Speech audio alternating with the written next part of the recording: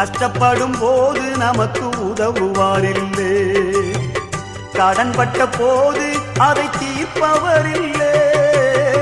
இஷ்டப்பட்ட தெய்வங்கள் எல்லாம் கும்பிட்டு பார்த்தாச்சு, நம்ம கஷ்டங்களை தீர்க்க அவை முன் வரவில்லை. உலகத்தில் தெய்வங்கள் உண்டென்று சொல்வதெல்லாம் சும்மாங்க, இயேசு கிறிஸ்து ஒருவரே மெய்யான தெய்வமுங்க. ஜனங்களின் பாவம் நீக்கி ரட்சிக்க வந்த தெய்வமுங்க. உனக்கொருவர் இருக்கின்றார், உன்னை விசாரிக்க துடிக்கின்றார். உன்னையும் என்னையும் இயேசு நேசிக்கிறார், உன்னை உள்ள கைகளில் வரைந்திருக்கிறார். உனக்கொருவர் இருக்கின்றார்,